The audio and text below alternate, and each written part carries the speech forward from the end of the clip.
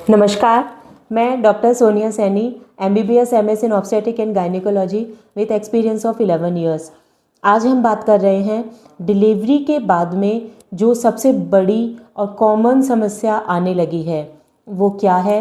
मरीज़ और उनके रिश्तेदार अक्सर ही परेशान रहते हैं कि मैडम दूध नहीं आ रहा, बच्चे को क्या पिलाएं। मरीज़ भी तनाव में, घर वाले भी तनाव में, ये हो क्या रहा है।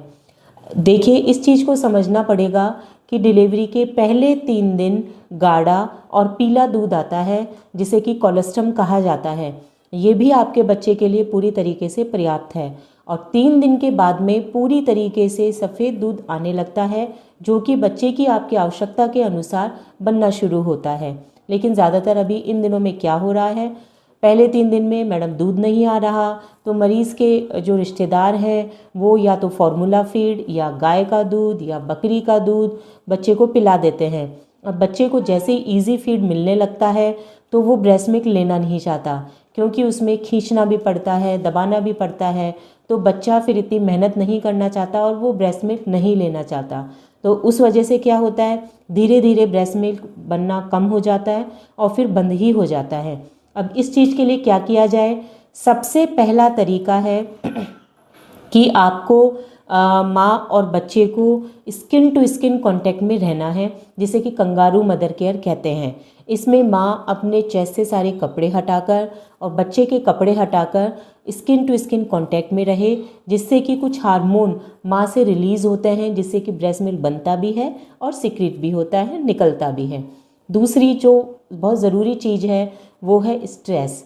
आपको स्ट्रेस फ्री रहना है, किसी भी तरह के तनाव में नहीं रहना, अपनी नींद पूरी करनी है और जिस वजह से आपका दूध बनेगा भी अच्छा, निकलेगा भी अच्छा। इसके अलावा हम क्या कर सकते हैं, डाइट का पूरा ध्यान रखना पड़ेगा। आपको हाइड्रेशन मेंटेन करके चलना है, पानी ज़्यादा से ज़्यादा पीना है और जिन चीज़ों में पानी ज़्यादा है वो चीज़ें भी आपको अधिक मात्रा में लेनी है, जैसे कि नारियल पानी, फ्रूट्स, हरे पत्तेदार सब्जियाँ, ये सब कुछ आपको अच्छे से खाना है।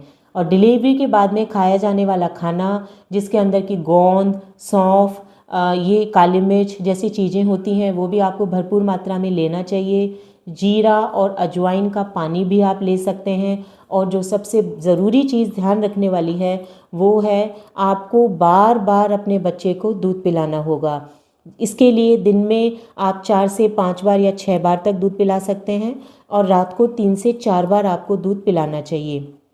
ये सारी चीज़ें करने के बाद भी बहुत बार पेशेंट हमें कहते हैं कि मैडम पहले तो दूध बन रहा था, अब अचानक से दूध बंद हो गया, तो ये क्या हुआ।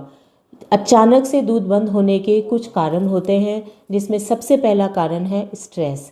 अगर आप स्ट्रेसफुल हो गई, आपने किसी तरह का तनाव ले लिया, नींद अच्छे से नहीं ली, तो ये एक कारण होगा कि आपका दूध बनते बनते अचानक से बंद हो जाए।